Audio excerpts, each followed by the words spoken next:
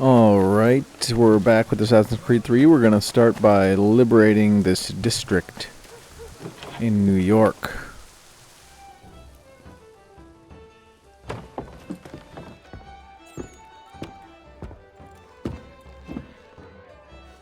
We were just discussing the result of your work. It seems these military men are after you. I have caught their attention. It does make our goals harder to achieve. The man we're after has gone into hiding, protected by his soldiers. We fight our way in then. Not possible, even for a man of your abilities. But I have another, less conventional idea. You will be our prisoner, and we shall present you for the bounty. Alright, all we gotta do is kill the Templar leader. People, So heading over to the docks, we find that he's extremely guarded. We can go into our abilities and use that covert escort, and we summon two of our own assassins who are dressed in red garb. And they're gonna let us right in. Doesn't look like much. Doesn't matter now. We'll be punished by death. Commander will have his way with him. We Wish he seek could be not there to to control see. you, to oppress you. We seek only to ensure your safety in the face of conflict and aggression. The civilians of New York must be protected at all costs, no matter their allegiance. Look at that! It They seems got that the these lout. three Well done, men mate. You're gonna sought get what's coming to jeopardize you, your well-being. half-breed. I will not tolerate it. For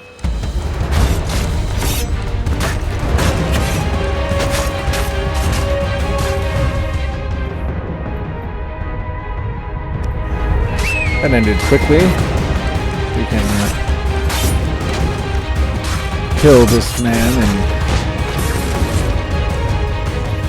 we missed that time. There's plenty of guards on the boat. We'll let our assassins take care of that, I think. We'll get off this boat and hide for a bit and come back. Just to escape combat and escape the area so that the mission can proceed without me having to deal with, you know, every single one of these guys. Get them, boys. Hopefully they don't die.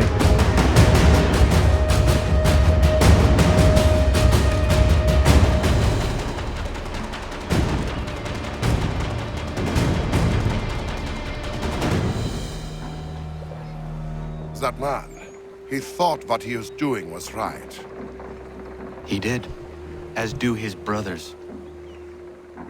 Who was he really? There are powerful organizations who seek control, nothing more. This man belonged to one. It does not surprise me. I don't know who you are, but if you should need my help, I am happy to give it. Never seen anybody talk like that before. His mouth didn't really move that much, but his words were very clear.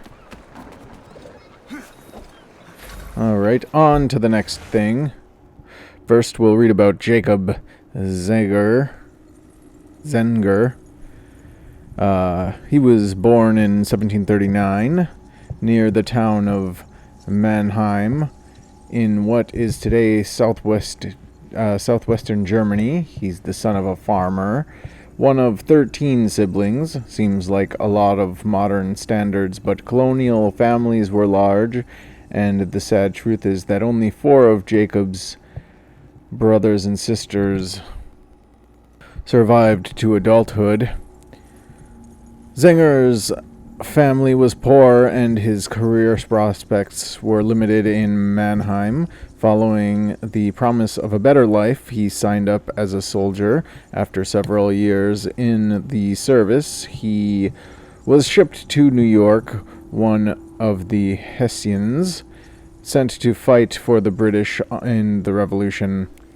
Zenger, like many of the Hessian troops, left the service after coming overseas, eager to get back to the country. Zenger bought a plot of land and left New York. However, after a series of crop failures, he was forced to move back to the city, taking up the only career that he could find to pay bills. That's working as a bodyguard. Next, we'll talk to the doctor. We remember the doctor from before. About time you showed up. What are you doing? I mean to start my inoculations. It's the most effective way to prevent the disease. Not to worry. Pity people are so damn stupid. Hey, Connor.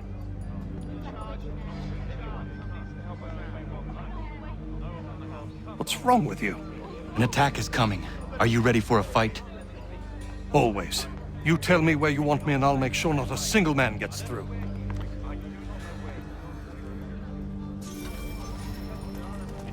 Well, I guess, I don't know, maybe he's not a doctor. But he seems to like the whole, helping people and stuff. So maybe he should have been a doctor. Let us deal with the problem at hand, shall we?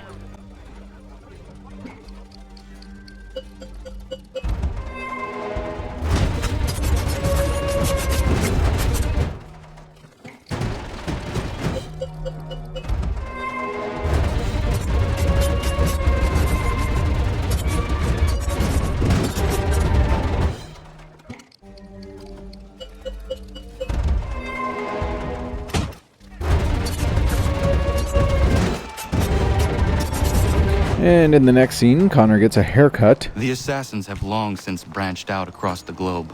The colonies are no exception. The man you killed was a Templar. And here I was thinking you were helping me. I must say, I'm honored. If you ever need my help again, don't hesitate. Not really sure if he helped us out there. Can't really prove that, but that was Jamie Cooley, born 1744, and he's the son of a New York dock worker, James. History doesn't record the name of his mother, though the assassin records note she worked on a plantation in the southern colonies. As a boy, Cooley spent 3 years as a student at the Trinity School, where he was reported to be a bright student, reading everything he could get his hands on. His instructors noted that he was destined for great things. I know you're wondering, yes, your school's permanent record really is that permanent. However, after that brief period, he disappears from the school's attendance rolls. My guess would be he left because he needed to start earning money. It seems Cooley's prospects didn't much improve through his teenage years. I have records of him being fined for vagrancy several times, which is never the sign of a high flyer. After that, he worked doing odd jobs for various local businesses, finally ending up working for a local physician, where his intelligence was recognized as an asset. He worked for several years as the doctor's assistant, where he met Connor. Next, we have the smallpox inoculation. Smallpox was one of the scourges of the 17th and 18th centuries. The list of symptoms is thoroughly pleasant. Large pustules all over your skin that are more or less guaranteed to scar, terrible fever and vomiting. The disease is extinct now, aside from samples kept in laboratories, yet another reason to be glad we live in this modern age. Inoculation for smallpox in America began sometime in the early 1720s in Boston, when a preacher called Cotton Mather found out about the idea from one of his slaves. The method was simple, if rather disgusting. You find someone who has a mild case of the disease, then grind up parts of their sores and put it under the skin of another person being inoculated. generally in a scratch between the thumb and forefinger. The second person would get a less severe form of the disease and afterward be immune for about 10 years. I mean, it is essentially what we do now for vaccines and whatnot. Yeah. I mean, if it worked, it worked. It's disgusting, but it is what it is. And like I said, if it worked, it worked. Statistically speaking, inoculation worked, but it wasn't without its drawbacks. Smallpox in any form was extremely dangerous, and people regularly died from being inoculated. Also, because inoculating people was essentially infecting them with the disease, there was always the chance that they could cause an outbreak, a case of the cure being worse than the disease. It wasn't until 1796 that a less dangerous form of vaccination was introduced. A British doctor, of course he was British, named Edward Jenner, discovered that being infected with cowpox, which was non-lethal, would give immunity to smallpox as well. Jenner had made this discovery by infecting a young boy with cowpox and then trying to infect him with smallpox in the name of science. I'm sure the child would have been delighted to know. Given his methods, medical establishment and cowpox-based vaccinations didn't see wide use until sometime after 1800. Now, since we're in New York, let's start the mission Father and Son with Haytham.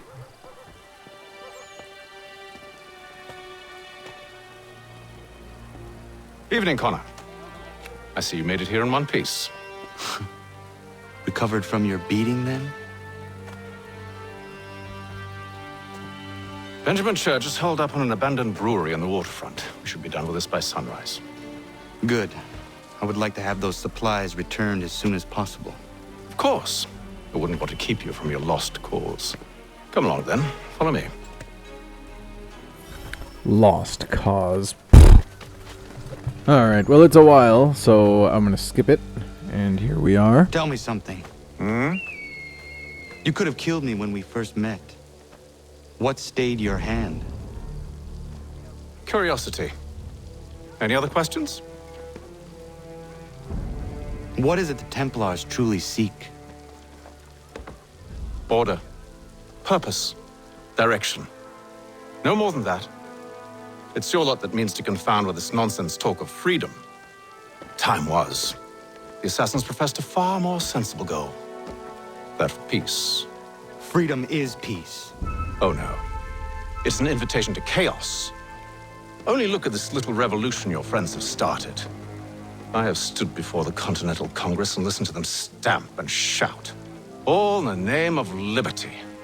But it is just noise. And this is why you favor Lee? He understands the needs of this would-be nation far better than the jobberknolls who profess to represent it. It seems your tongue has tasted sour grapes. The people have made their choice, and it was Washington. The people chose nothing.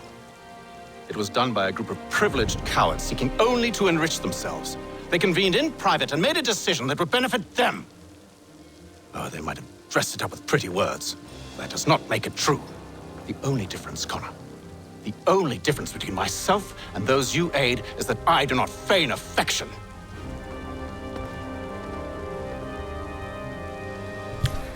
Almost the same goal. Methods are a little bit different. Of course, we know this already. But either way, we're moving on. Here we are. Hold a moment. Church, you clever bastard. What is it? I was hoping I could wave you past the guards, but he's replaced most of them with men I don't know. Well, I should be able to pass without arousing suspicion, but you... No. We do this together or not at all. Then what do you propose? I will find a guard who is off duty and take his uniform. Very well. I will wait here, then. Of course you will. Oh, I'm sorry. Would you like me to come along and hold your hand, perhaps? Provide kind words of encouragement?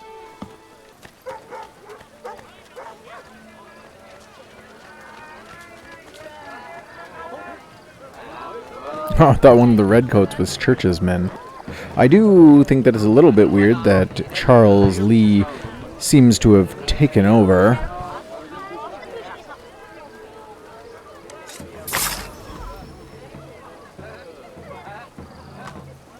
The student becomes the master, I suppose, something like that.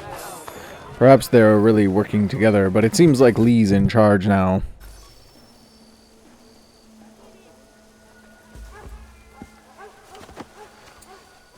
That should suffice. Follow me. Hold, strangers. You tread on private property. What business have you here? The Father of Understanding guides us. You I recognize, not the savage. He is my son. Tasted of the forest fruits, did you? Off you go, then. What's the point of the disguise? Like, if you're just gonna tell them anyways.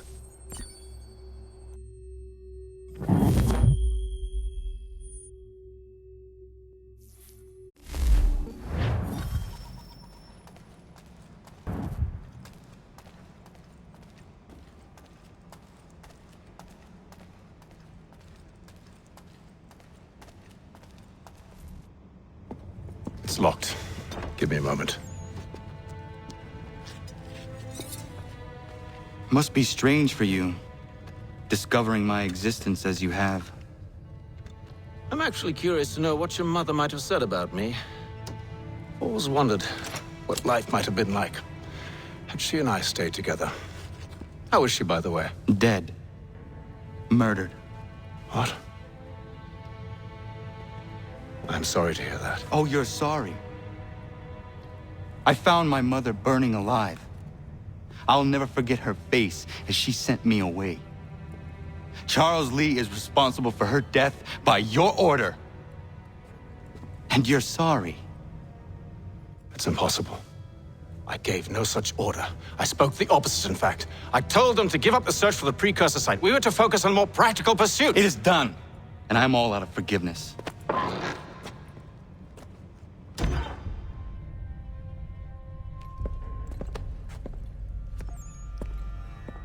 Benjamin Church, you stand accused of betraying the Templar Order and abandoning our principles in pursuit of personal gain. In consideration of your crime, I hereby sentence you to death. No! You're too late. Church and the cargo are long gone. And I'm afraid you won't be in any condition to follow. We've chosen to stand with the victor. It's Britain who will win this war. You always did prefer principle to profit. Perhaps that's why your little kingdom started to crumble. It was a nice dream you had, but a dream is all it ever was. Look at the half-breed fight, like some feral dog. Best we put him down, boys. Done to! Get him! Don't let them escape! Get it! The Indian too! Take him down! That one! And he's half-breed! Surround them!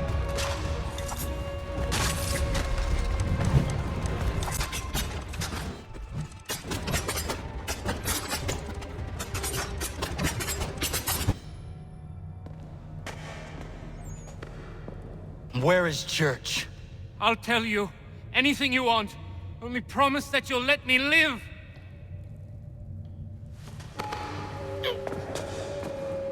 You have my word. He left yesterday for Martinique. Took passage on a trading sloop called the Welcome. Loaded half its hold with the supplies he stole from the Patriots. That's all I know, I swear. You promised. And he kept his word. Let's go.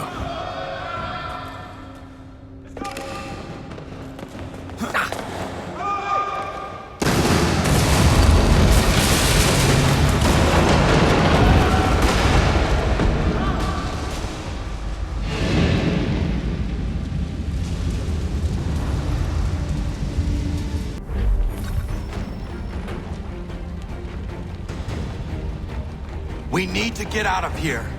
You don't say. Thanks. Now we gotta get out with all the fire and whatnot. Let's follow our papa.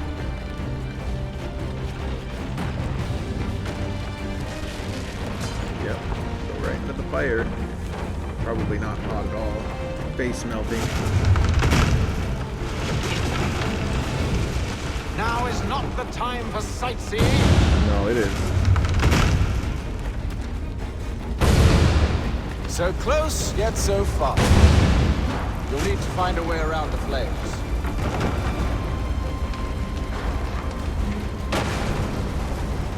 Yes, Get the old back here, traitors! camera angles. Oh, how I'll enjoy making you pay Oh, for I your love them, betrayal. the old fixed cameras. Did church pay you well? Were you rewarded handsomely? And what good does your gold do you now? I do kinda like them, just Is it magic gold? they're stupid, I hate 'em.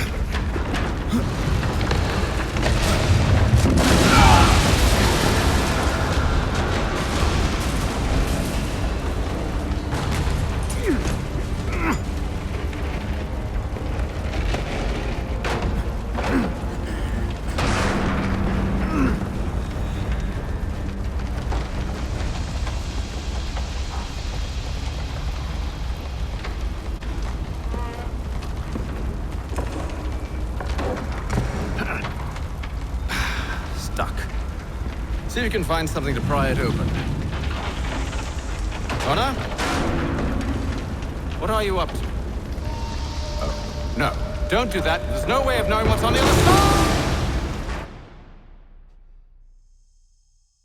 Bye!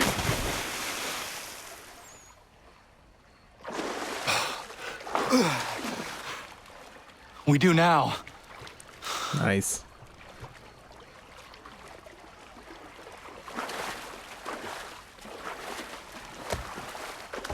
Haytham's got to smell real bad too. I mean, I guess that's kind of a bath for him, but those are the same exact clothes as when we saw him Church is at least a day on us. years ago. We must move quickly if we're to catch him. I have a ship we can use. Meet me on the pier when you're ready.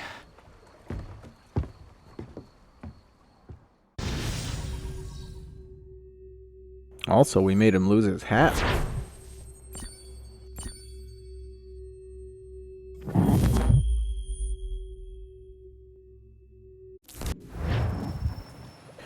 And Haytham's waiting Shall we?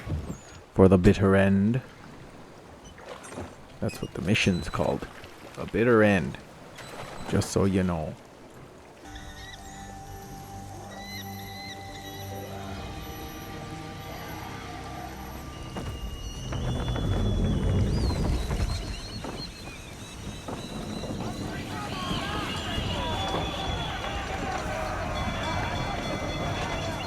I told you this was a poor heading. Church is surely days ahead of us now. Have some faith in the boy. He's yet to disappoint. Well, the bar's not been set very high now, has it? We are closer than you think, Father. Ship out! How dare you call me that? I'll have you know I'm a classy lady. Is it the welcome? Aye, and she's dropped anchor. Bring us in for a closer look, son.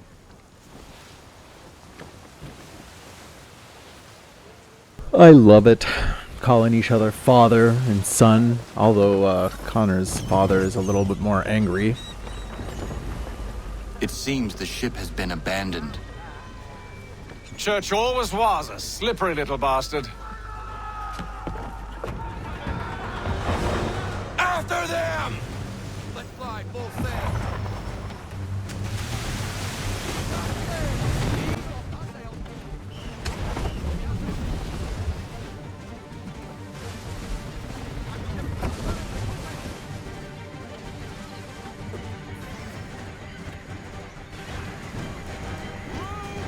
Perhaps someone with more experience should take the wheel. Back off, Pops. It's almost as though you want him to escape. Dude, what the heck? How is it you came to captain a ship, given the way you sail? Okay, I'll give you that one.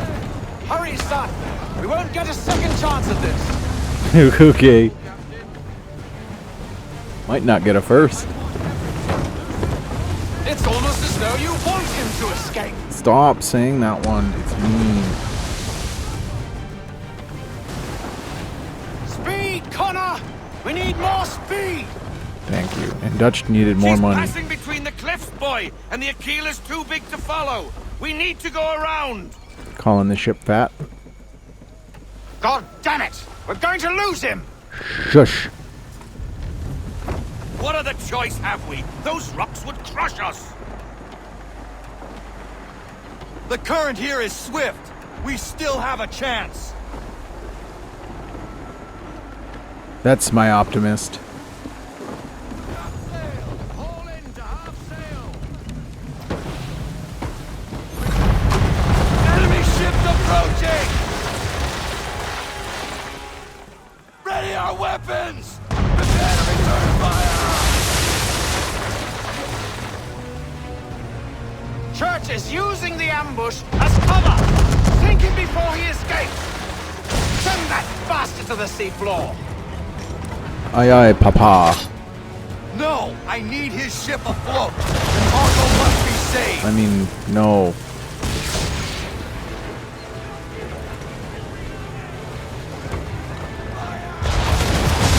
Stop him, Connor!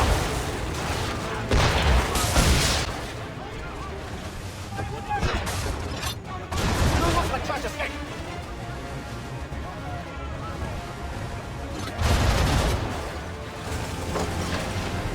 Focus on our true target! What do you think I'm doing over here? You should have listened to me! He's nearly away!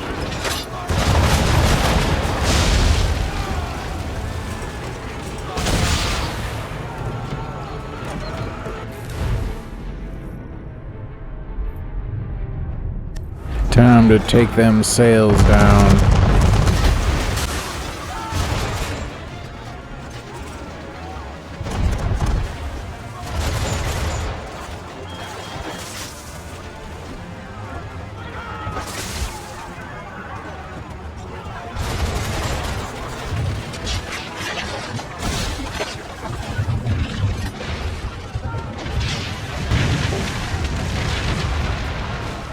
Men! Prepare to board! What are you doing? Ending this.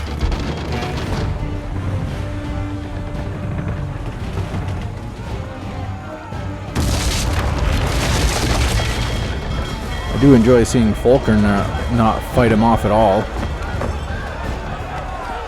He's like, whoever's at Secure the ship! Hook us in! Bring her close! whoever's at the wheel's in charge. Man the swivels! Cover from the quarter deck! Secure the aft line! High off the bow! Hiya!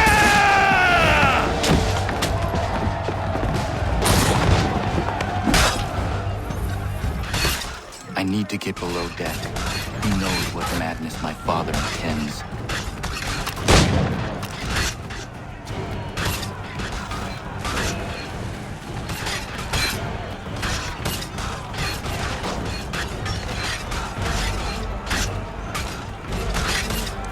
Like, this ship is in ruin.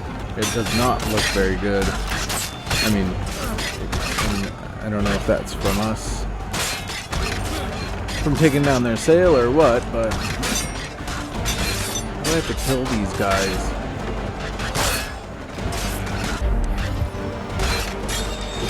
Oh, baby. Connor, kill these guys. I'm really sure he got stabbed, like, in the head lightly. Can you imagine what these guys look like after the game's done? they'd be all scarred up, their faces just destroyed, bullet holes, if they lived from everything, of course. Let's go, Clutterbuck. His mouth is all bloody. Empty. What has Church done with the cargo? Oh, a little update here. More on the betrayal theme in selling out the British. It looks like Church turned traitor on the Templars as well. I can't decide if I think that's incredibly gutsy or terminally stupid. Given how Church ended up, I'm going to go with the latter. He sounds like someone who'd betray himself if the other him paid the first him well enough. Yeah, so, I mean, Church pretty much burned all the bridges that he could. So, I don't think he really fits in anywhere, and now it is time to end him.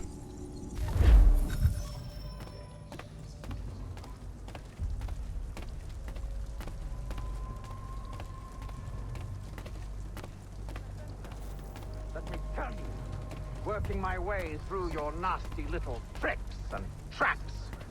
Clever! Some of them, anyway. I'll give you credit for that. And for the quietude with which you pulled it off. We had a dream, Benjamin! A dream you sought to destroy. And for that, my fallen friend, you will be made to pay!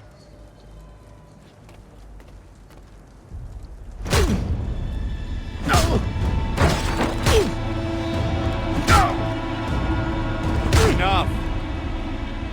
We came here for a reason. Different reasons, it seems.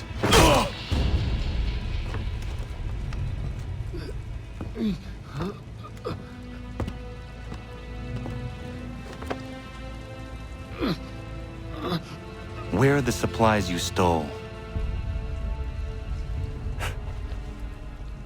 Go to hell.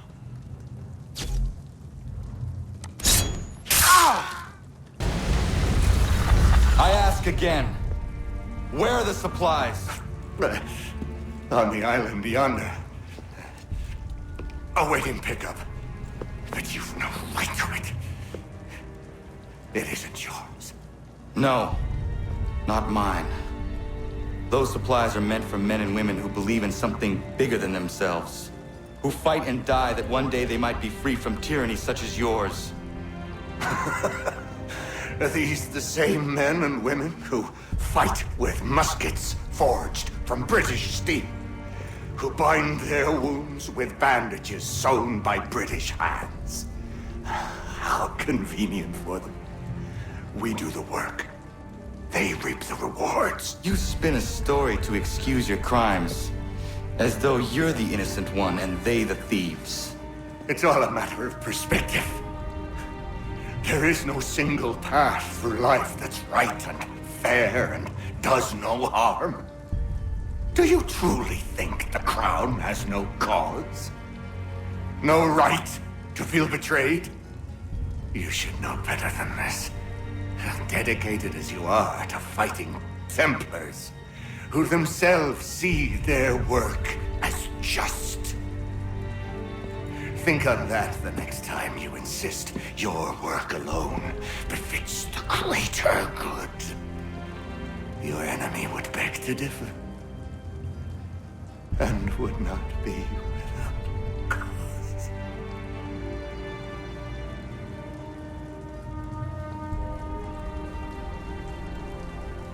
Zawanios kinaa, nagtiyahne te kantu titogaske. You did well. His passing was a boon for us both. Come on. I expect you'll want my help retrieving everything from the island. Do I? You're kind of a loose cannon when it comes to what we got going on over here. But whatever, I guess. Sequence 9 complete.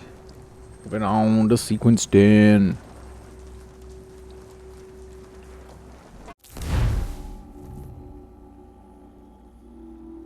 I have been reunited with my father, but I do not yet know if this bodes well or ill.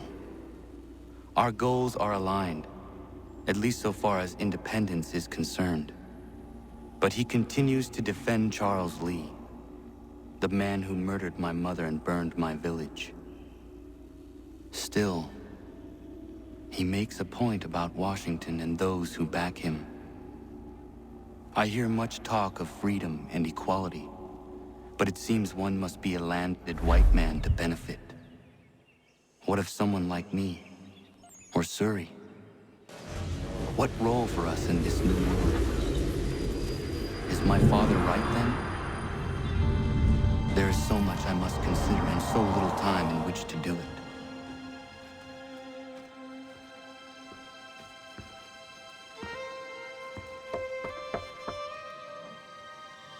Welcome back. And how was Martinique? Achilles, I owe you an apology. It was wrong of me to say the things I did. Your words were harsh, Connor, but there was also truth there. I failed the Order, allowed the Templars to take control. But now their hold is weakened, which makes me believe there's a chance for peace. Imagine what might be accomplished if we were to unite. Why the change of heart? Where is this coming from? You've met your father, haven't you? I do not claim to trust the man or even like him. But I would be remiss to ignore this opportunity. Haytham may listen, but will he understand? And even if he does, will he agree? Even he must admit that we can achieve more together than we do alone. I assume you're off to find him. Yes. I ride for New York to see what might be done. I like how we talk about Surrey, Sam Adams' slave, like we know who she is and have some sort of connection.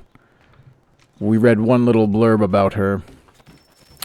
Finding his flock is next at the Davenport Tavern and Inn.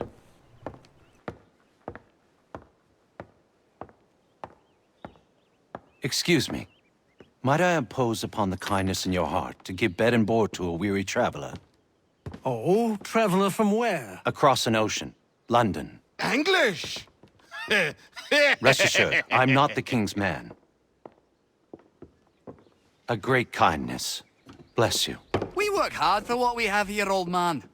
What is it you do exactly? I wish to provide God for those who seek his salvation, not spoon-feed his word to those who already have their own. An outlook not shared by the monarchy. Lord knows some of us have things to confess. Ollie and I have been missing our Sunday Mass. I'd like Maria to read the Bible. I'm sure if we all pitched in, we could build a church. If you'd be our pastor. Connor? Welcome, Minister... Father Timothy.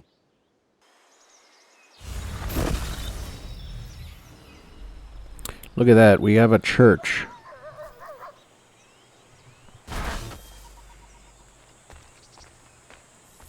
We even have some randos around, walking around it. Yeah, this is a bustling neighborhood now. It would actually be pretty sweet to live kind of out in this area. Kind of separated from everything, and your home is separated from others and whatnot. Let's see. Prudence, help somebody. Uh-oh. What's going on with Prudence? Connor! Thank the Lord! Prudence, are you all right? What are Connor! you doing out here in the woods? Thank goodness! The baby's coming! We need to get you to Dr. White. No! I can't move! Take my horse! Bring him here! Go!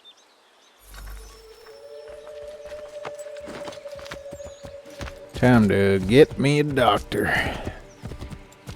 Find a horse and fetch Dr. White. Alright, we got 2 minutes and 48 seconds. Dr. White, come with me now. What's wrong? Prudence is in labor in the forest. In the forest? What in bloody hell is she doing out there? Does not matter. You'd think that as a doctor, he might know a little bit and We need to get Warren. keep her in a bed. Now? Yes! Alright, we gotta go find him now and just, use a little bit more time. Wouldn't it be smarter Warren, are you here? to drop the doctor off, then get Warren after? I had to restart because Warren didn't give a crap and he didn't say anything at all. So I skipped it straight Hello, over Doctor. to this part. I think I can manage at the moment. Is she all right, Doctor? No, she's not all right. She's having a baby, and here, by the looks of it.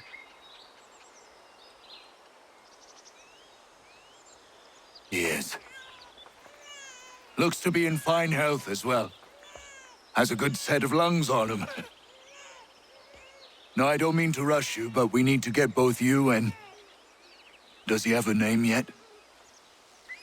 Hunter.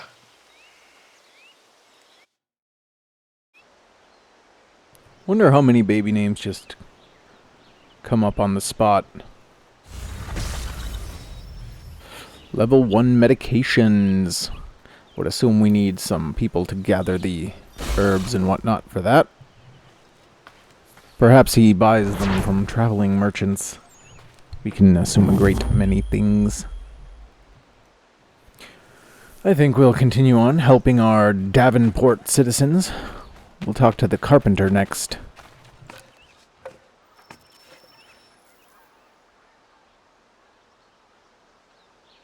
I don't mean to be a bother, but I wanted to ask you something. When my cart went up in flames, I lost most of my tools. I've got some spares back at my shop in Boston, but as you know, I'm not really welcome around there. I thought if it wasn't too much trouble, you could help me retrieve them? What would you have me do? Watch my back while I gather them. Meet me in Boston at my old shop. Very well. We need to travel to Boston for the carpenter.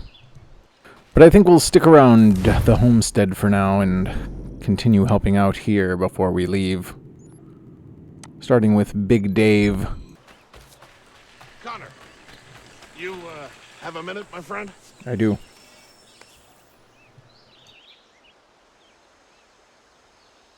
Is it coming, Big Dave? You make any progress on the knife? I would like to give it to Miriam soon. The steel Norris smelted is something else. I've rarely seen such fine metal. The trouble is my old tools aren't hard enough to work it. The ones I need aren't hard to find. A shop or two in New York sell them at a good price. I'd do it myself, but with the regulars after my head, I'll stay here safe and sound if I can. I have matters to attend to in New York. I will see to it the next time I journey there. Sounds good.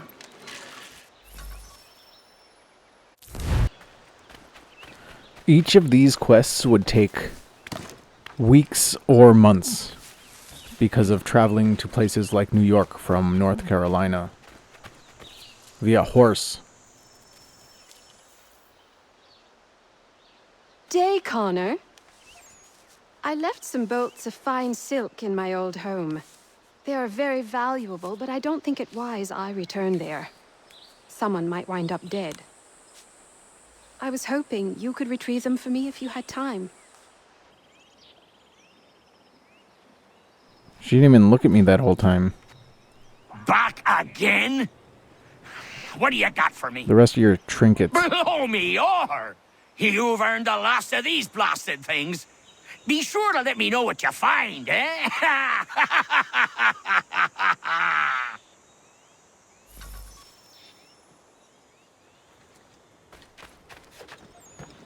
Alright, now I think we'll head off to New York or whatever. I guess the boat, the ship might make it a little faster to get to places. Hello, Mr. Lance the Carpenter. Let's do this.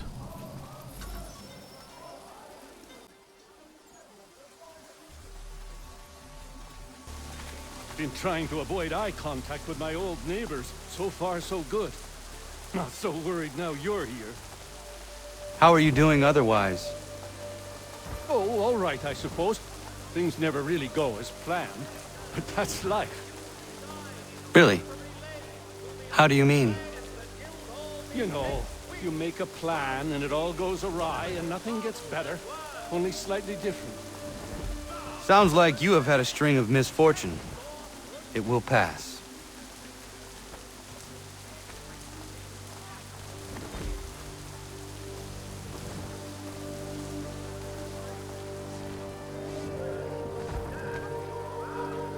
What are you doing here? Sweeping my steps, if it please you. Since when are these your steps? Since I bought them 3 weeks ago. From who? The owner, via his apprentice. Owner shipped off out of town. What's it to you? I am the owner? Not anymore, mate. Sorry. Better sort things out with your apprentice. He's often at the pub over there, but I'm sure you already knew that. Patrick. Paperwork should solve this. Your deed should be dated long before that one remade. Of course. I don't know how land ownership works back then. One of those things. If they're gone long enough, it's just yours. Lance! Patrick! What gave you the right to sell my shop? Well, you were run out of town. I thought you'd never come back, so I sold it all. The shop, the tools. It's rough luck. Anyway, it's been great chatting, but I must be off. Have a nice life. What rot! Tools are a woodworker's lifeblood! He'd never sell them! I bet he's got them stashed somewhere! Then we follow him. Alright. Dude, whoa! I know you're angry about it. Don't take it out on that lady. See how aggressive he was? Alright, here we are. Followed this guy all night and made it to this house. But there's a small little hatch in the ground and we're gonna loot it.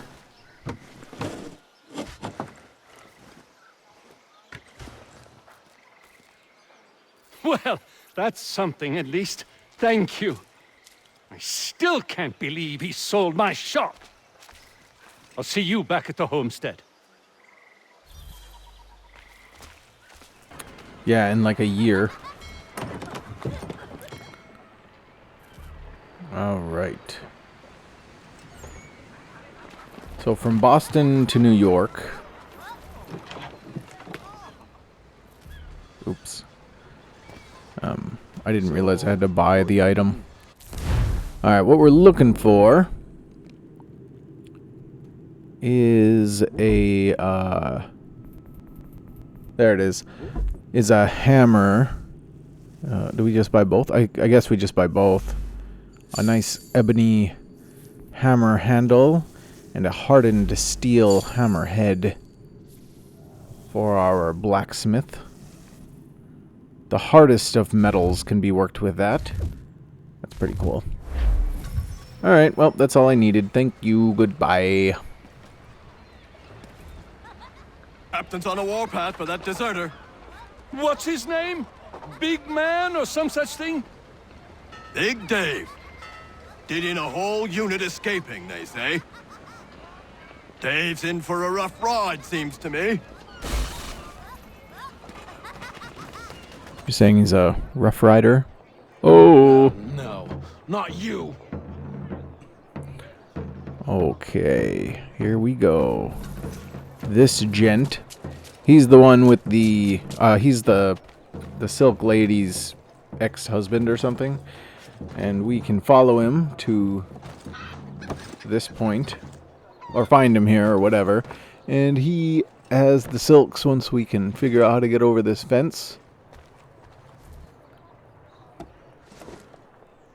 Looks like he's rummaging through some things.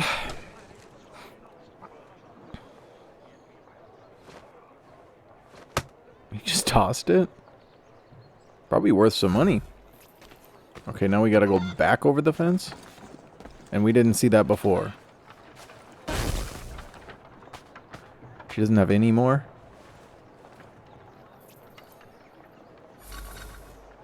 Okay, well, whatever.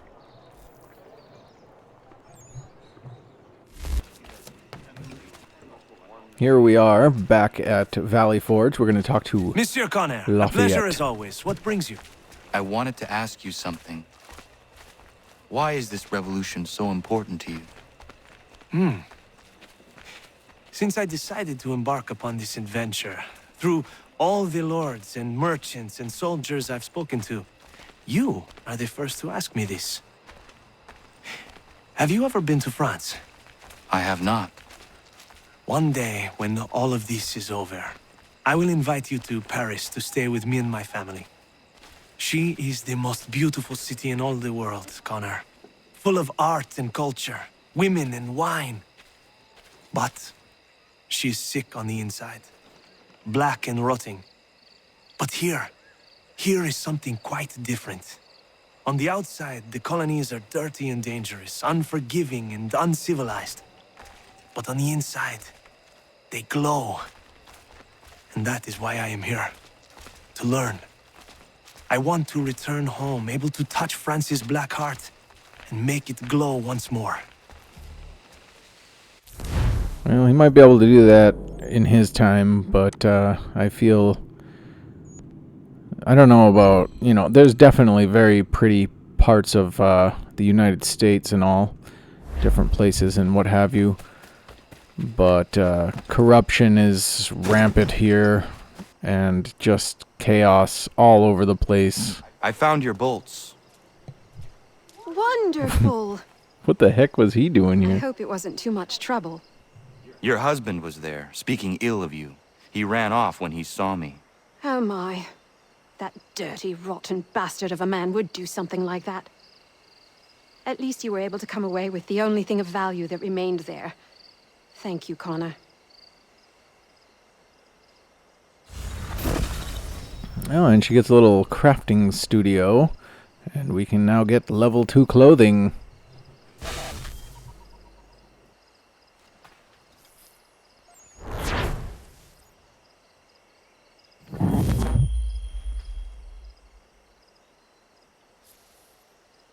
Since Big Dave is just hop, skip, and a jump away, we can talk to him again. Connor! I have the tools you requested. Ah, excellent. I'll get right to work. Norris has been hanging around pestering me about his knife. I thought you should know I overheard some regulars talking. They are looking for you. I imagine they are. I'll have to face them sometime or another. Unfortunately, that means that he's gonna end up bringing his troubles here, which we don't need, but I guess we've got them now. He's a little solidified here with a new forge that we've just built him. Looks nice and toasty in there. Smoke, Connor? No, thank you. We were just recalling the eventful day of little Hunter's birth. I am not sure I have ever been so anxious. Ha! I barely remember a thing up until the moment I heard him cry. Then it all slows down, and I recall every little detail. From Hunter's wailing face, to Prudence's teary eyes filled with pure love, to the smell of the mud and the leaves. I've never been as happy as I was in that instant. Things in this house sound right.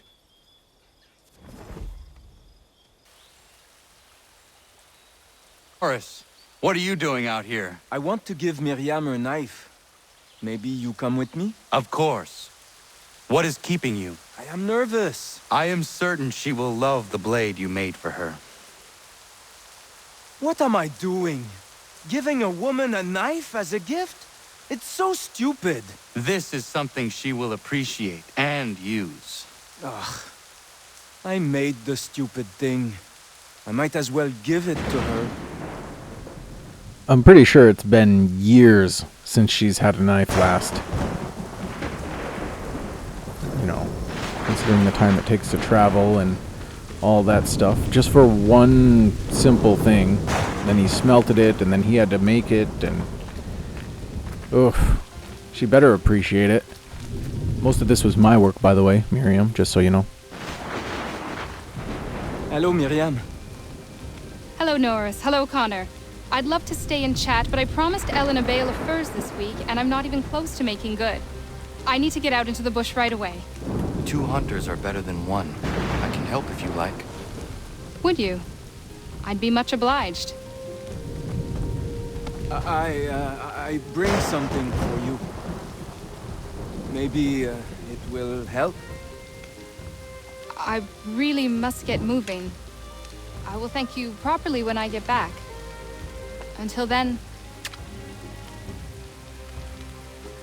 meet me at my northernmost hunting blind after you take your first skin. Ooh, Norris, Norris, Norris. And she said she'd thank him properly afterwards. You just had a pack of wolves right outside. Get him, Connor, get him.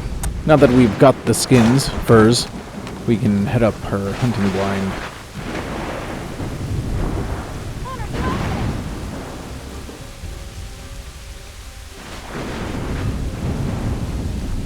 Turns out she's fighting a poacher again. These guys are a menace. Connor, need some backup. Okay, let me swing down like George of the Jungle. Oh! Connor, you out there? I made it. The time. Gotcha, sucker.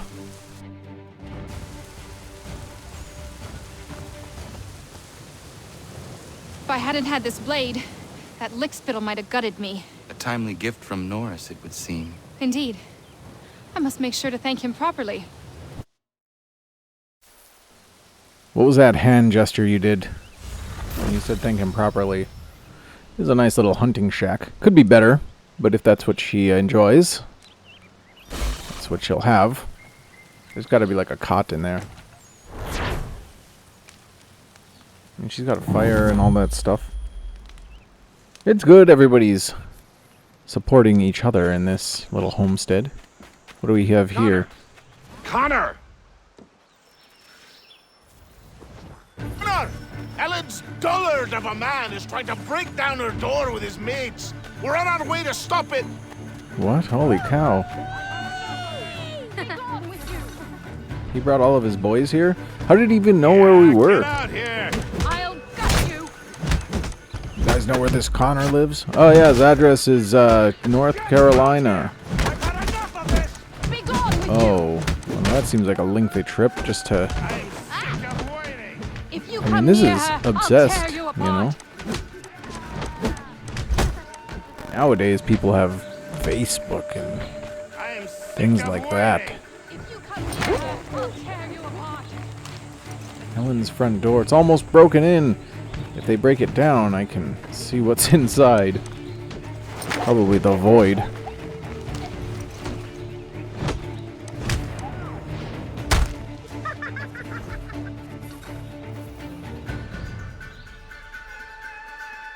Ellen and Maria are free of you.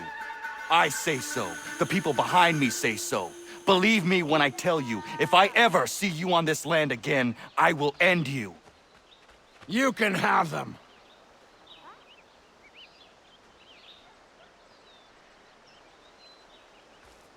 Thank you. All of you. Nobody has ever stood up for us before. We protect our own, Ellen. This is my home now.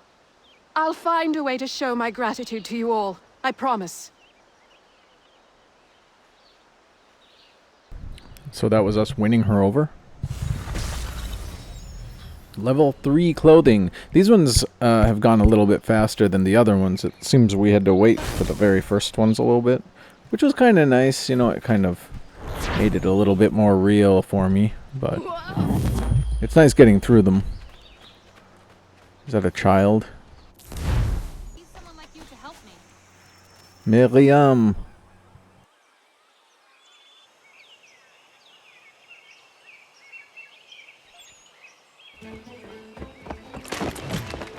My friend! Norris, what are you doing? She said yes! Miriam? We are getting married! I told you not to touch him, Norris. Is it true? Yes. So now that you've been told, might I have a word? We have much work to do. Of course. What would you have me do? Accompany me to the inn. I have business there. Norris is a stickler when it comes to tradition. Miriam knows not where her father is, and they were hopeful that you might act his part at the ceremony. I am not familiar with colonial wedding customs. It means you will walk with her during the ceremony, and give her to Norris, as her father would. I would be honored. Wonderful! On to other business. Our weddings are complex beasts, and require many hands working together to execute. We'll need Warren and Prudence to provide food, Ellen to make them appropriate clothes, Big Dave to smith wedding bands, me to conduct the service, and Oliver and Corinne to host a banquet. That is a lot. We'll start here. I never really understood wedding traditions either, like the father handing over his daughter. Here you are, my boy.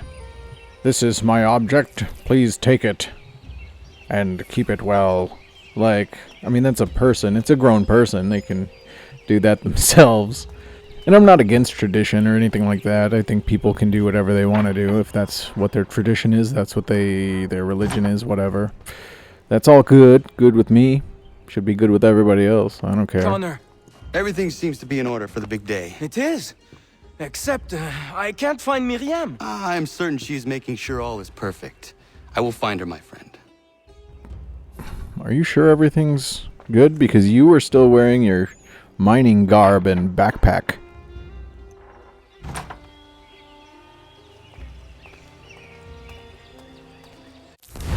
Alright, let's go upstairs. There seems to be a clue in one of the rooms. We wouldn't have known this, but whatever. Miriam's flowers. Seems she dropped them on the floor. And what is this pollen floating around? Okay, this must have been her room that she was getting ready in. A broken mirror. She's out. And she's gonna do the assassin thing and jump off the balcony.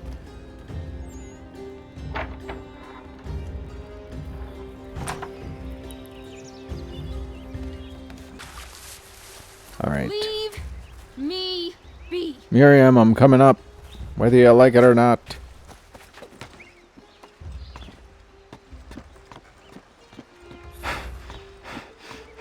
Why do you run?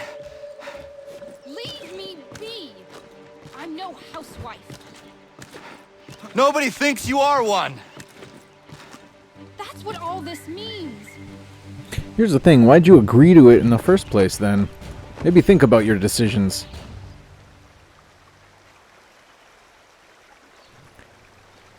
And I mean, yeah, I agree. Like, there's no saying that you need to be a housewife or anything like that. You know, it's not like you can't continue your occupation and be married to somebody.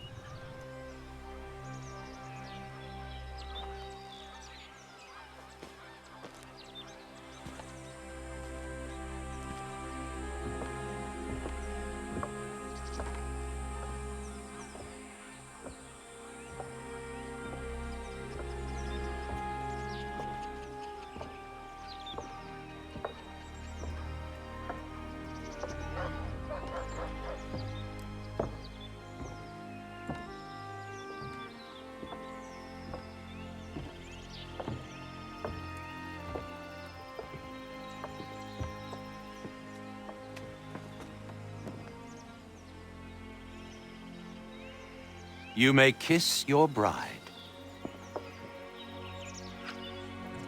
What a great ceremony. I love it. Nice and quick. And we didn't have to hear about all the crap about talking about her running away or any of that stuff. We could just go straight to the happy part. Hello, Connor. Enjoying yourself? I am. It is nice to see everyone together and happy. Look at those two kids. It's a lovely sight. Norris is one of my best friends, and he couldn't have found a better woman. Proud of him. Sometimes people are just right for one another. Norris and Miriam are a match made in heaven. Or a match made by Connor. Isn't that right?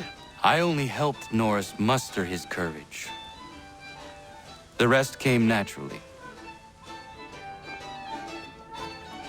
I could see them two kids getting along soon. And my little brother Joseph tossed him in the river!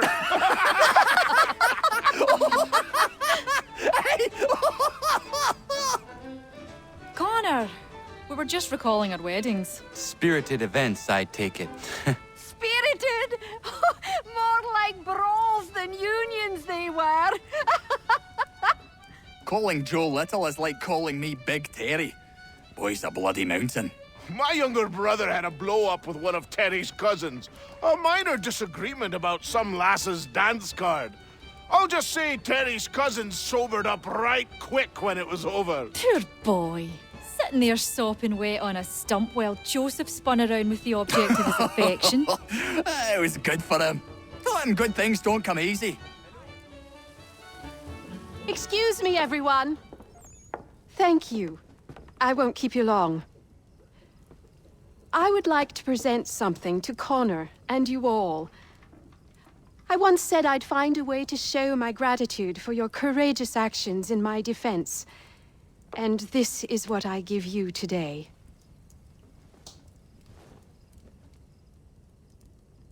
This flag is a symbol of our strength and unity. And I would hope you'd all be proud to fly it high above your homes and shops. I'll happily make one for each and every one of you, if you so desire. But this one is for you, Connor.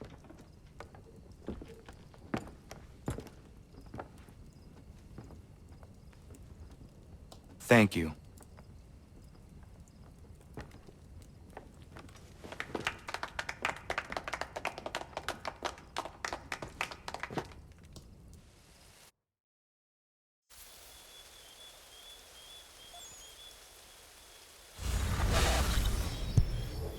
Father Timothy will offer morale guidance for all the homesteaders. Great. Oh, sweet. We gotta go in and talk to him or no? Doesn't look like it. Alright, let's get back with all these homestead missions.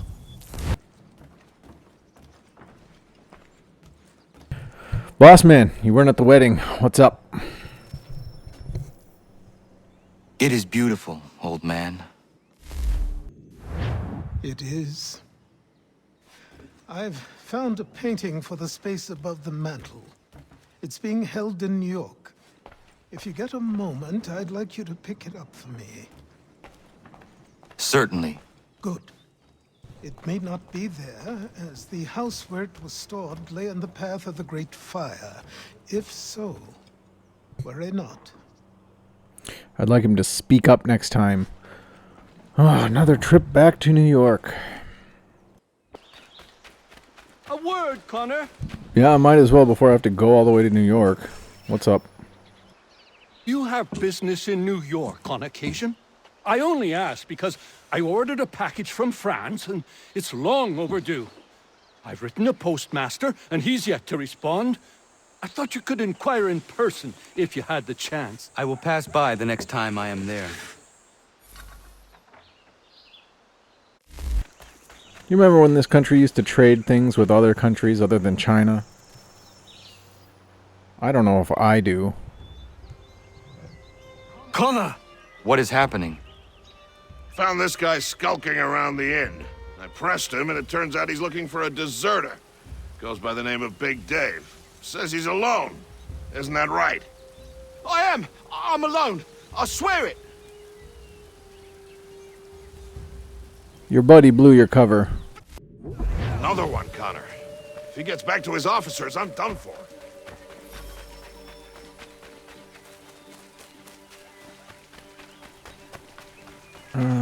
He might make it. Why don't I just shoot him? There we go. Perfect. Glad that worked out. We're all about murdering people out here. Shoot first and ask questions later.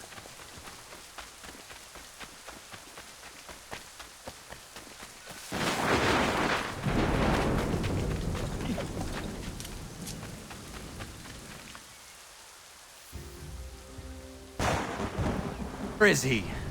Coward kicked me in the gingamabobs, then threw sand in Dave's eyes. But he's long gone now. Not good, Connor. No. We can expect visitors soon.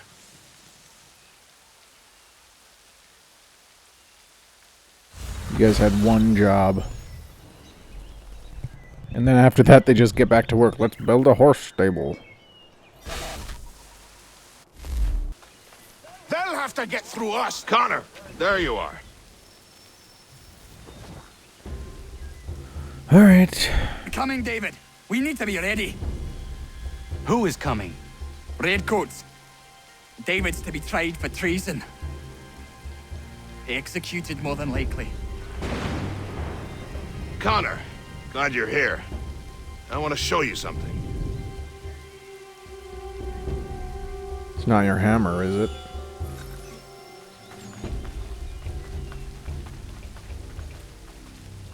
I've collected these kegs. I might suggest building an ambush in the event we need it. They'll likely outnumber us at least 2 to 1.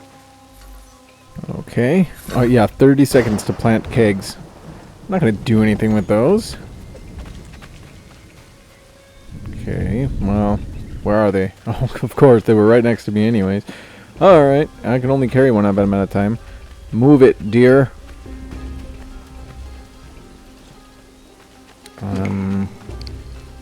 Yeah, I don't know. You'll have like 10 seconds per keg. Basically, you run down the road, throw them. They're not even going to get to this point. Alright, let's see what we got here.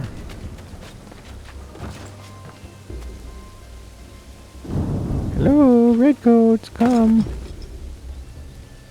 Come to me, redcoats. David Woolston, turn yourself in and stand before a military tribunal on charges of treason and desertion. Okay, there they are. Any part of this war. Get out of the way, boys. Yeah, that didn't do anything.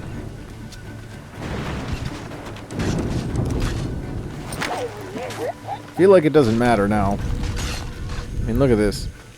Miriam, you're the worst fighter out of all of them. She's getting destroyed over here by 3 of these guys. There's more coming, I'm sure. Get ready.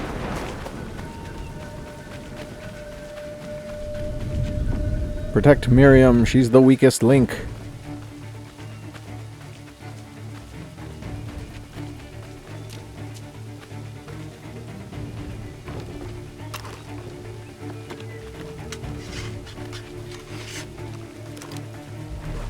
Oh. Oh gosh. Big Dave, I got you. Oh, looks like we killed him. And that was the end of Big Dave. All of Davenport Homestead. Alright, try number 2 went much better for Miriam, at least. And, not for us, though. For some reason. And we made it through. Connor, I'm sorry for bringing this violence on the village. We protect our own. The British will not risk losing more soldiers for one deserter. You are free of it now. It's a shame we just kill people willy-nilly out here. It is kind of a cool little rock stone building. Stone building, I think. Pretty sweet for the horses. Not great in the wintertime, probably.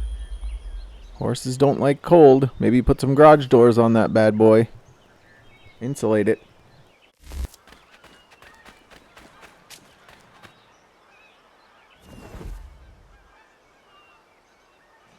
Oh, not a day goes by that one of the boys doesn't hurt himself.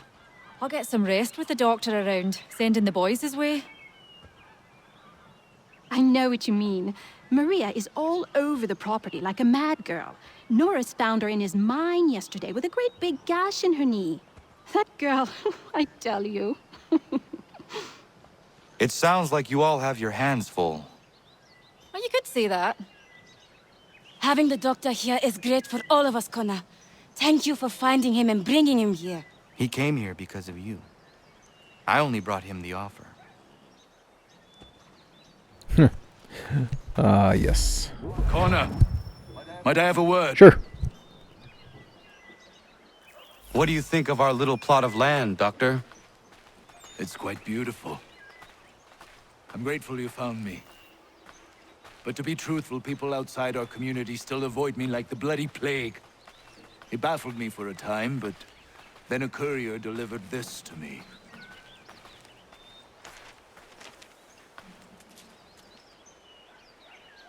Before you found me, the British had demanded I not treat patriots nor their supporters. I refused, so they set about destroying my business. This tells me their smear campaign is still very much in effect. If things don't change, I may be forced to leave.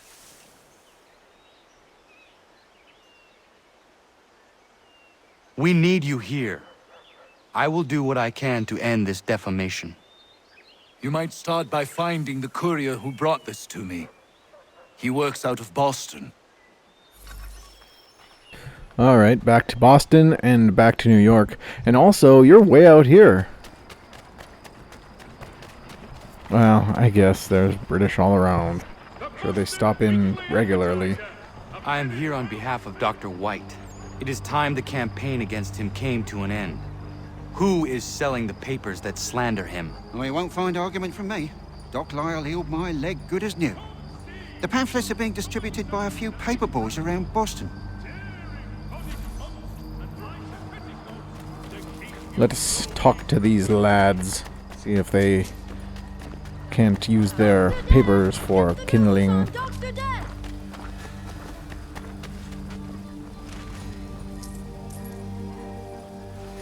I'll take that if you're giving it.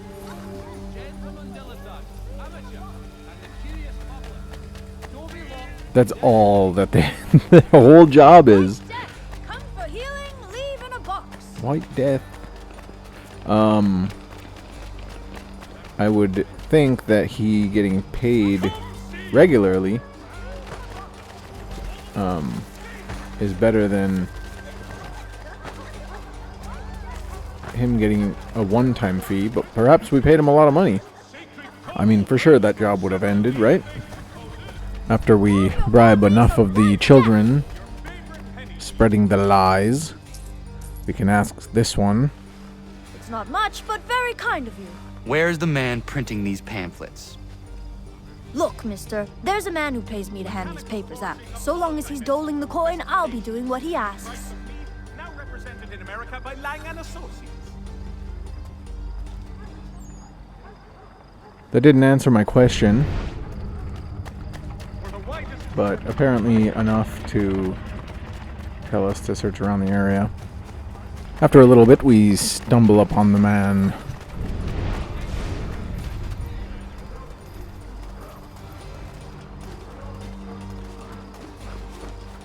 We can either beat up or pickpocket the overseer to complete the mission. Once that's done, we can move on to the next. This one would be the carpenter's package from France. Let's see about that. I have come to inquire on a package arriving from France on behalf of Lance O'Donnell. Was picked up and signed for by his apprentice a couple of days back, Patrick O'Hara. Patrick O'Hara is Mr. O'Donnell's former apprentice. Would you happen to know where he is? Sure, he's been hanging around the docks the last few days.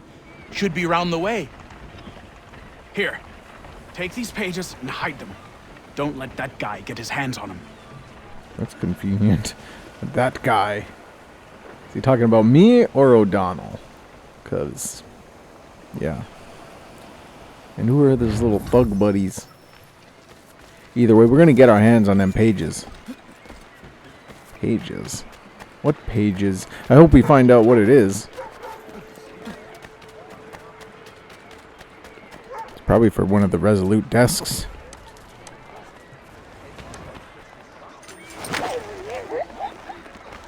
We've interrupted this chap looking at his potatoes, I think.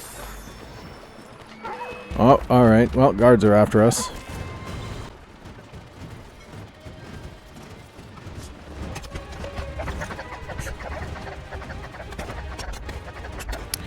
Once we deal with all these guards, we can keep on going. Yep, there we go. We can loot this guy, get the second part of the plans, and go on to this boat here, ship, and get the third part.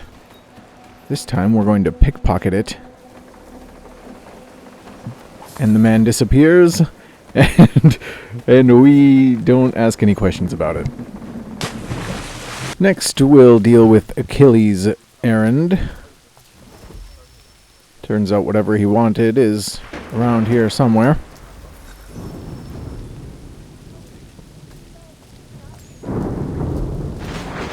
And unfortunately, after that last mission, our warning It would have burned had it not been here. sticks Achilles will be pleased. to the screen.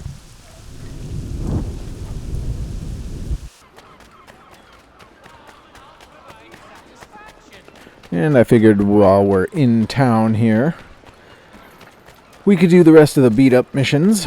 And we did, which leads us to this final one. And it's like a tournament. Little boxing tournament. So we'll go ahead and go through this.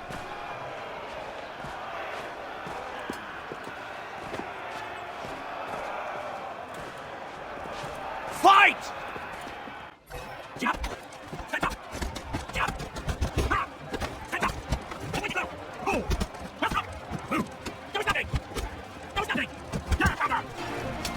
Wow, dude, a bunch of cheaters.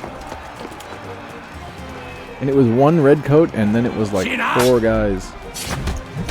Yeah, you can't do crap, dude. I don't care if you got that blade. Take it off!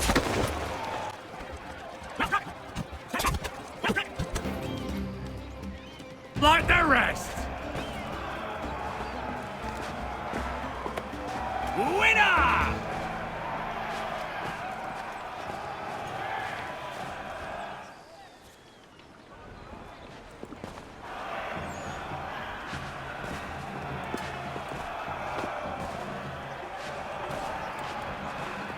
Fight!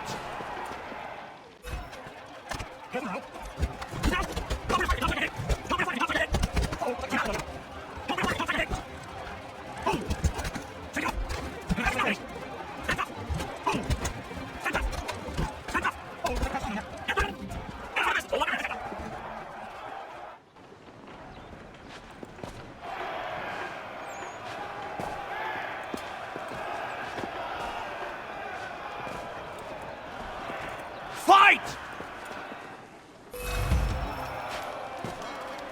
That was nothing! What is How going you on feeling? here? Shake it off! How did we get poisoned or drugged or something? Okay, we'll have to assume that we got some water from one of the people and they were on the doctor's side here. Long enough to finish the But it didn't show anything, and I just do not like that because it's kind of annoying. They're just like, we'll just let you assume.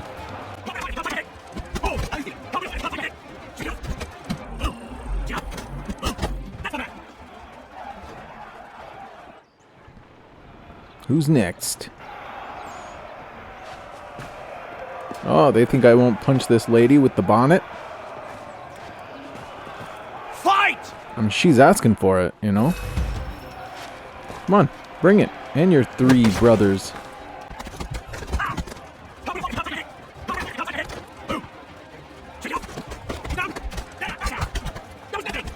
After that smokescreen stuff, I'm gonna say Huntress / amateur magician.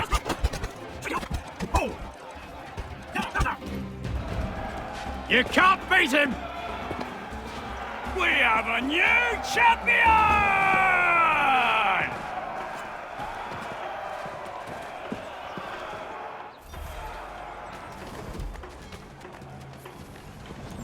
What exactly did I win?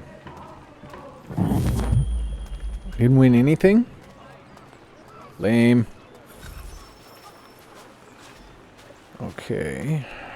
I'm gonna assume that that's just gonna stay up there. Okay, it didn't. It went away. It went away. Let's head back to Achilles.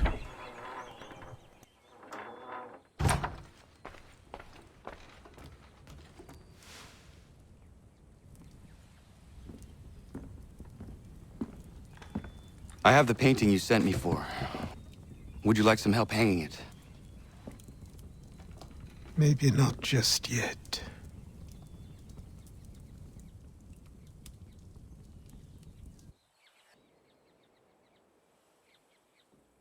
What is it, old man?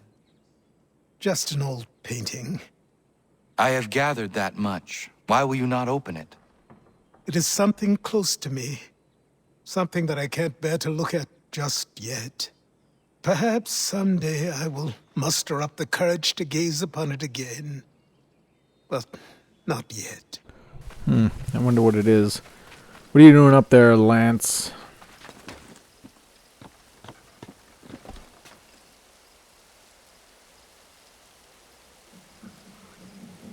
I have your plans. What are they for? You got them!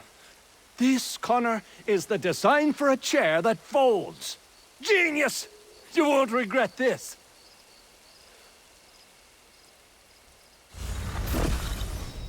Feel like the folding chair isn't worth risking my life for, but I guess it's new technology. What do you have to say? Connor! Great timing! I was just getting underway on something that might be of interest to you. What is that? Those plans you retrieved for me. And believe you me, they were worth all the fuss. A folding chair. I do not follow you. It's a chair that folds, Connor. You can fold it right up and stack them, store them, transport them. I could have 1,000 chairs in my back room. It's simple brilliance, and I am going to make a fortune. A folding chair. Well, I wish you the best with it. You'll see, Connor. You'll see. I mean, they are everywhere. Connor, I'm so glad you're here.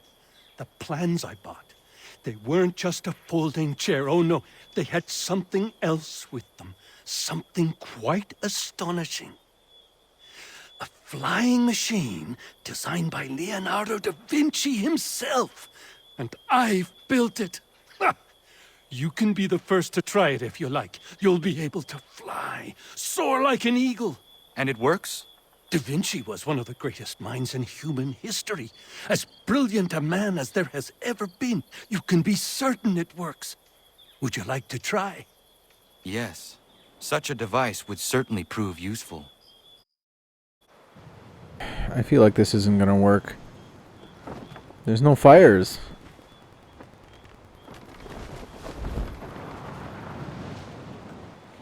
Okay. You're not gonna say anything? I didn't even get to try it. Alright, let's looks like, okay, so that's all the naval missions we got. Let's do them. The Sea Wolves is what we'll start with.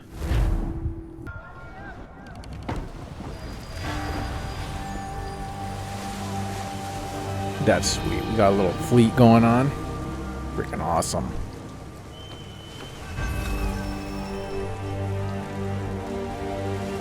Escort the merchant ships.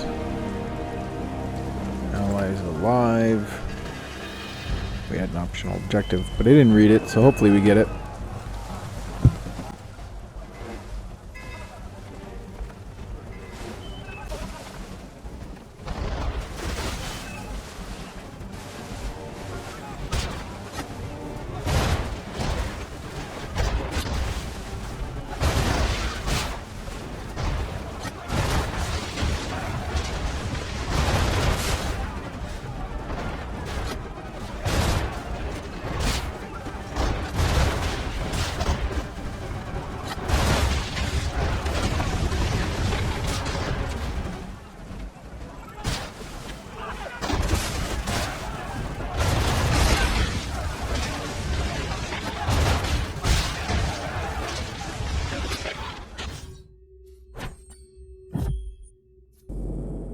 Next up, we can do a midnight engagement.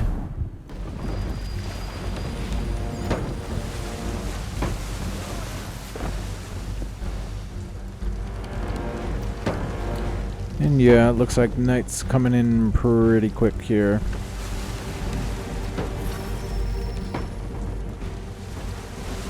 The Greyhound. We must chase them and take them out. And of course they're sailing through all these little rocks and whatnot.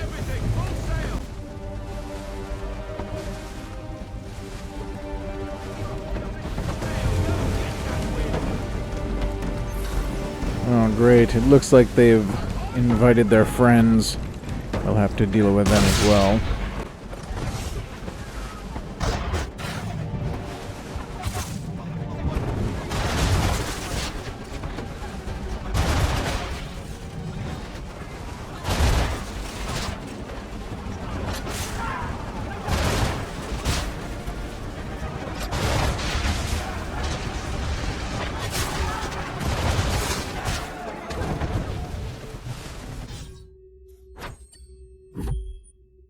Now that we're done dealing with them, we can do the, if I can select it, the giant and the storm.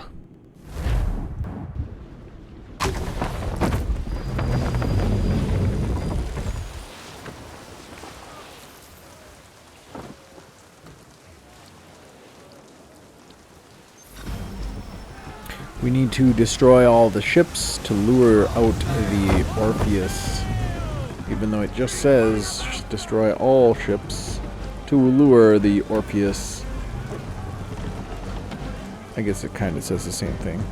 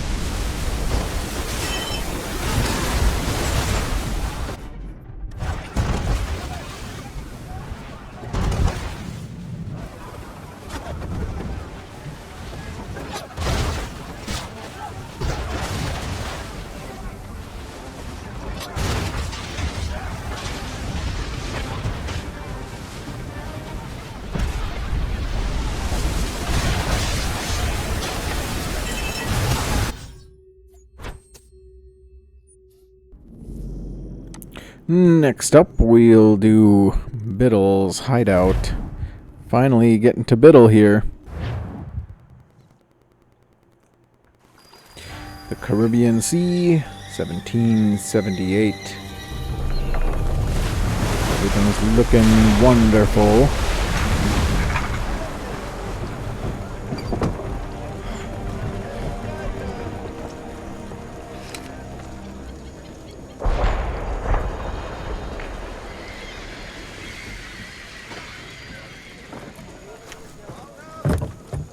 You see the catch ford, Captain?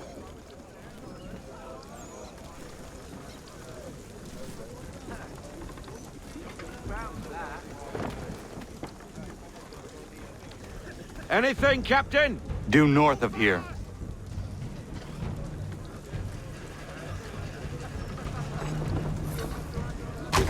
After a bit of sailing, we get to the Randolph.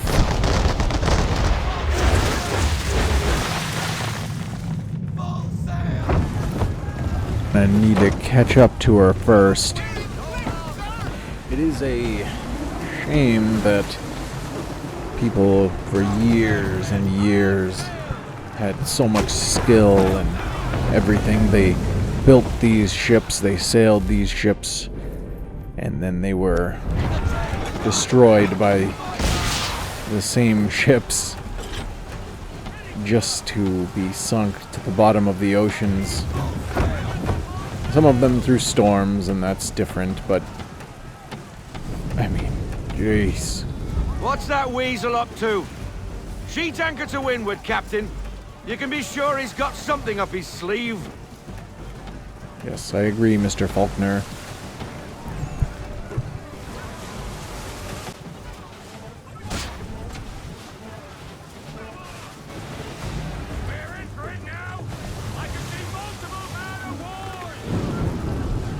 It's a bloody armada. I knew he was up to something. And he's turned to fight us. We're in it now, Captain. So we fight, Mr. Faulkner. Board the Randolph. Sink the rest. I mean, I get that, I guess. If we have the ability to sink the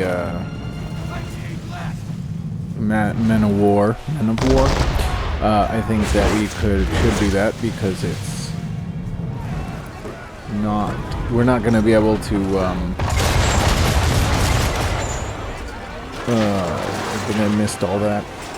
That's another thing. People creating those cannonballs and stuff. Like, people miss sometimes or whatever. Oh, so rough. But yeah, I don't think we'd be able to overtake them with the manpower that we have, so unfortunately. Eat shot, boys. Alright, let's speed up time a little bit.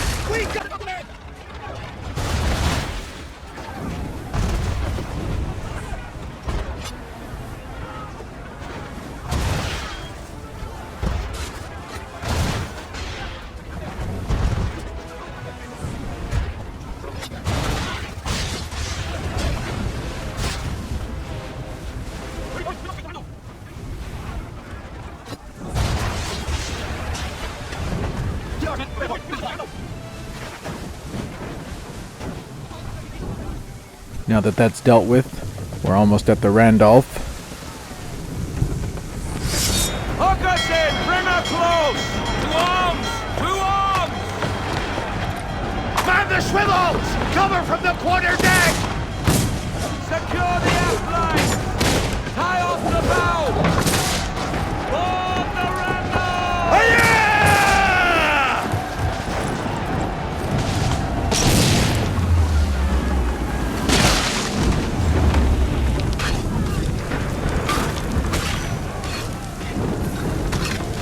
I'm coming for you, Captain. All.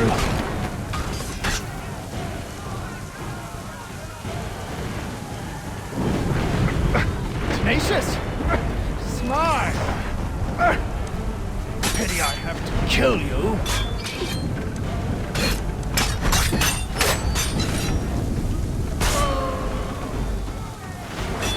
I will make you suffer for the damage you've done to the Randolph.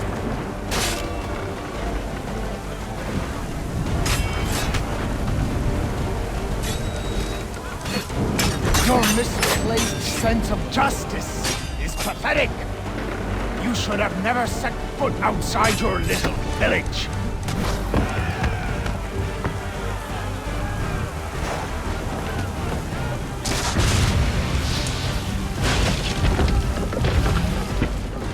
That barrel wasn't red.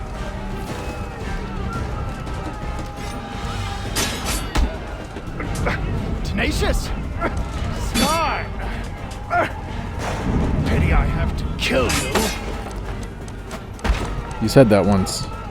Yeah, I know, but nobody responded, so I had to say it again. Your misplaced sense of justice. Yeah, he just repeats the same stuff. You should have never set foot outside your little village.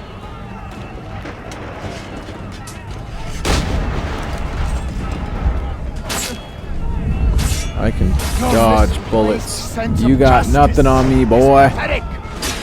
You should have never set foot outside your little village.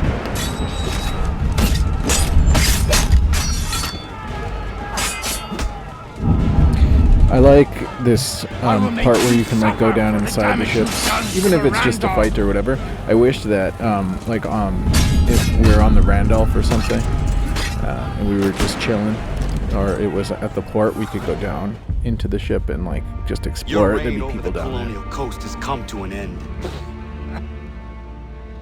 Is that why you hunted me? Because you thought me an enemy to the cause? You're every bit the fool I was told. You brought pain and suffering upon innocent people for nothing but personal gain. Pain. Suffering. I set them free. Weeded out the dissenters and empowered the patriots. So what if I was named Admiral? The revolution needs one, and I was the best man for the job. The only man. If not for me, the Continental Navy would remain but a handful of rafts. For all your vision, you assassins are blind to the truth. Enough. Wait. Let the Randolph die with me. Don't take her as a prize. Please. Please. I want no quarter. Just to sink with my ship.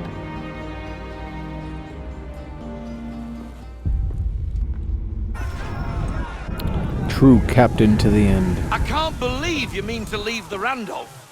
She's a mighty vessel, Captain, and one of Biddle. You show him mercy in the face of...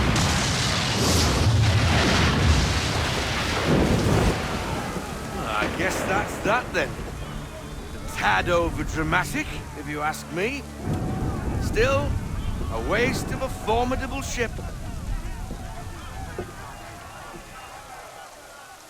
How's about a cheer for the boys, then, eh? Victory for the Aquila! For her glory! Hip hip hurrah! Hurrah! Hurrah! I've been a wild rover for many a year, and I've spent all my money on whiskey and beer, and now...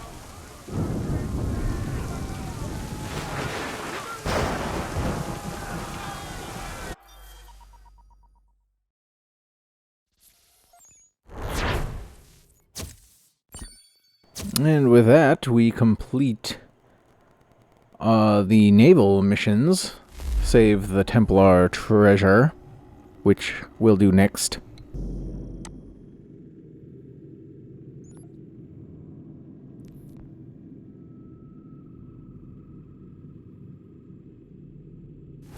And we arrive in Jamaica, 1776. Some old mansion, it seems.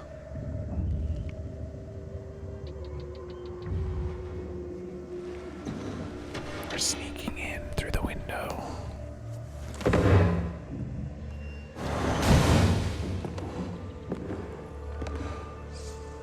Joseph Palmer retired to Jamaica, somewhere around this castle. Let's read about it. Edinburgh Castle, Jamaica. Not to be confused with the rather more famous Edinburgh Castle in Scotland. This castle is more of a stone manor house. The building has a castle-like appearance with its two circular towers, useful for shooting at enemies, or if you were the owner, random travelers who happened by. Lewis Hutchinson was a doctor from Scotland who bought the land here in 1768. By 1770, he'd earned the nicknames the Mad Master and the Mad Doctor. See if you can spot the word that links the two nicknames. Nobody local went near Edinburgh Castle if they could help it, but the main road in the area went right by the manor house, meaning many travelers walked directly into Hutchinson's path. Hutchinson would shoot his victims from one of the towers, take their valuables, and have his slaves toss the bodies into a nearby sinkhole. If someone happened to stop and ask for hospitality, he would invite them in, and then they would never leave. Hutchinson was arrested in 1773 for murder and subsequently hanged. Nobody knows how many people he killed in his 5 years at the castle, but after his execution, a collection of 43 watches were found inside. So at least 43, I'd say. Next, we can read the letter to Joseph Palmer that we missed earlier, the one that Pegleg gave us. Joseph, it has been months since we parted, and things have not tacked to the easy course for me. I slew 9 British sailors yesterday, or was it 2 days ago? No matter. And the bastards just keep sending more. But when I searched their corpses, I found no commissions from the crown nor military orders, only coin and the red and golden crosses they bore around their necks. Is it possible they are not English sailors? It is of no consequence to you, so on the purpose of this letter, the scroll that came with it is everything to me. You cannot read it. You cannot open it. Keep it until I find you. If any man should ask about it, kill him. Captain William Kidd. Faulkner said the scroll would likely have ended up in Lord Louis Hutchinson's private museum.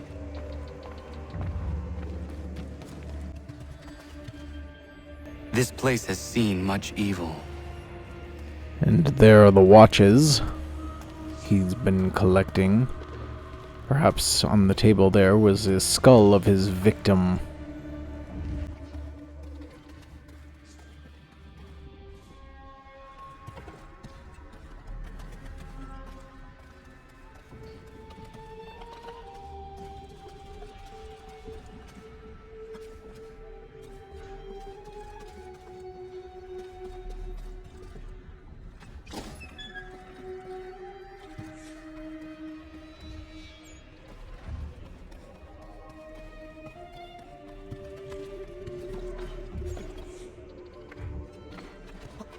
Here on the second floor, we can find a treasure with 750 euro in it.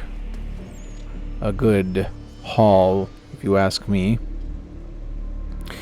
Let's continue on.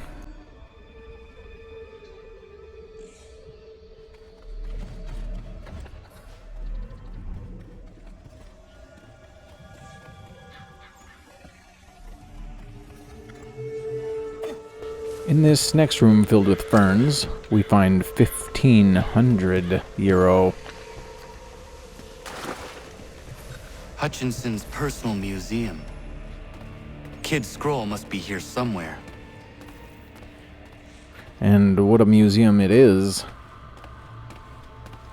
We have stuffed gators and bears. Ooh, it appears someone has taken something.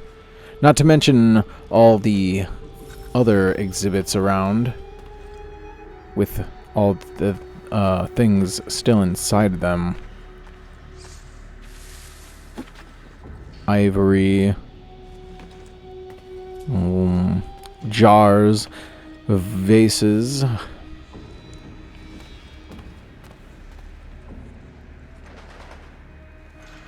Bloodstain. That's something.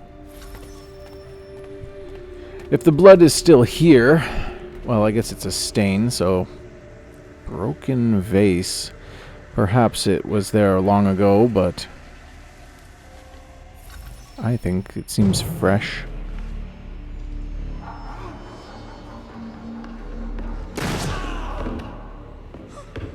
Seems that there's a man still here. Shot must have come from the balcony.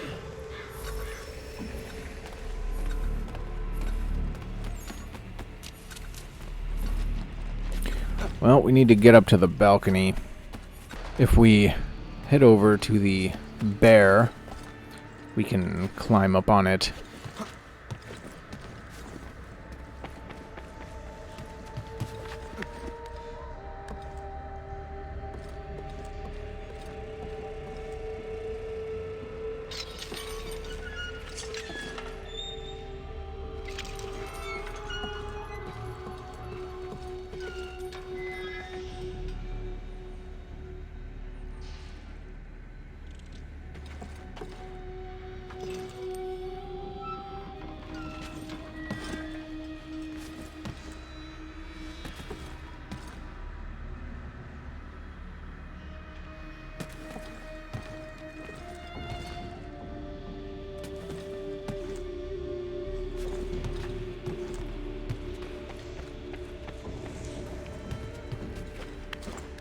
Unfortunately for me, I jumped to the wrong spot.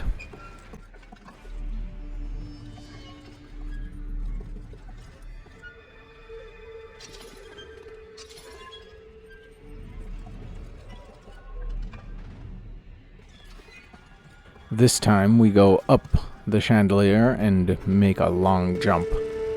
The killer must have chased his prey, but through where?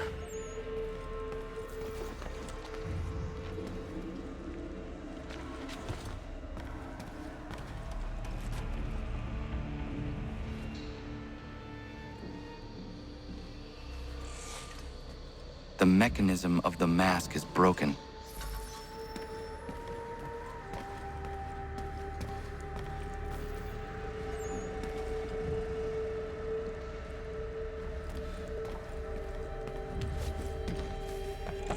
If we go up the wall here before proceeding, we can actually head on back to a higher part just above the balcony where there's a chest waiting for us. A little box, rather, with 2,500 euro in it.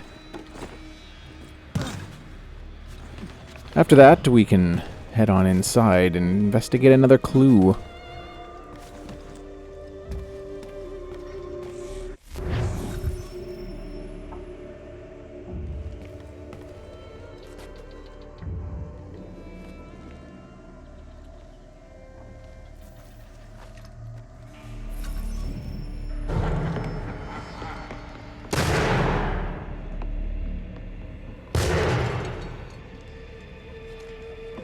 What I'm wondering is why he didn't reload.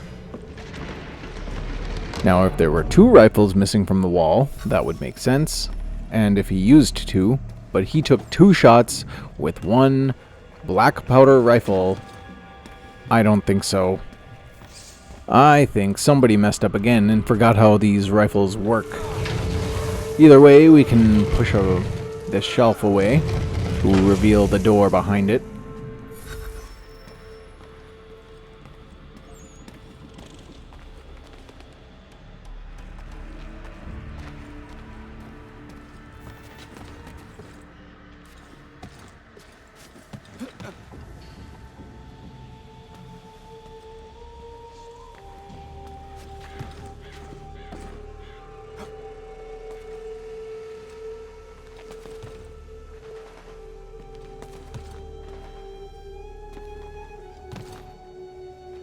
I do not understand how anyone could live here.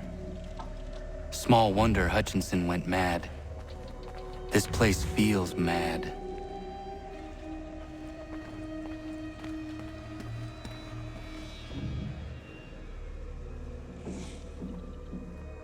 I was looking for the last chest, but I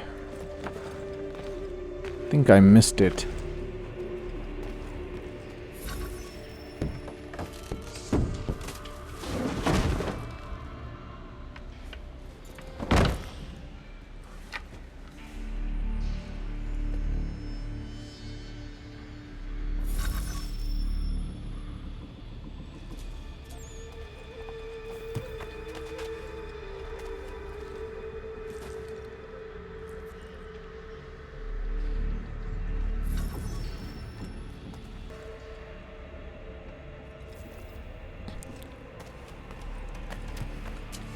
And here we find the magical 2-shot rifle.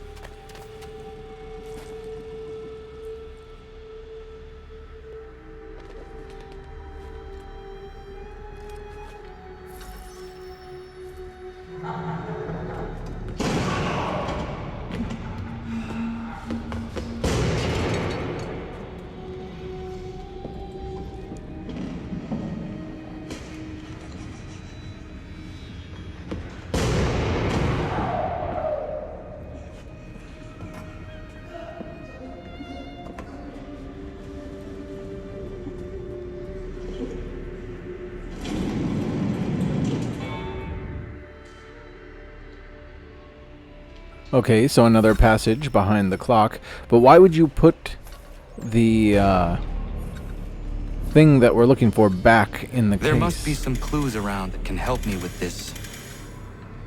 Oh, great. The other clocks might tell me something. Alright, going to look at all the other clocks. It appears that they are on like 4:45-ish, 5:45, not 4:45, 5:50 maybe, or maybe it's the other way.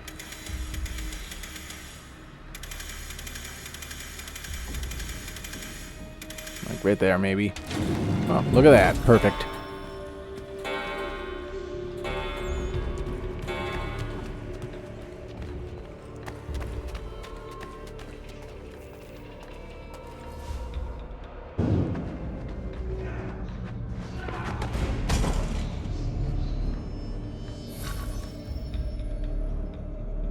This isn't an at all creepy dungeon.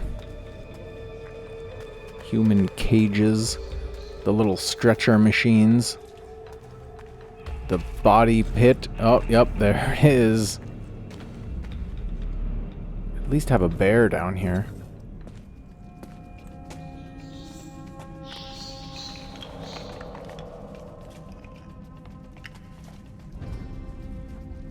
Close to a tree kissed by fire.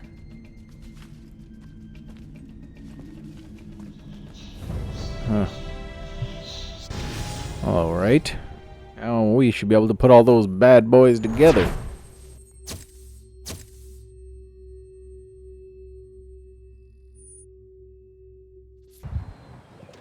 What do you make of it? They all appear to be parts of the same piece of leather.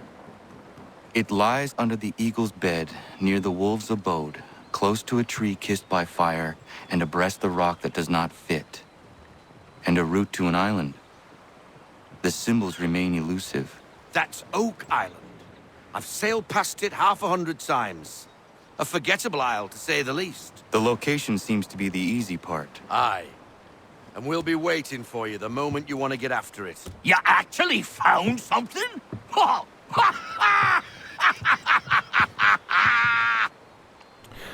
We're going to end the episode there. It's gone on plenty long enough. I'd like to thank everyone for watching. And see you next time. Bye.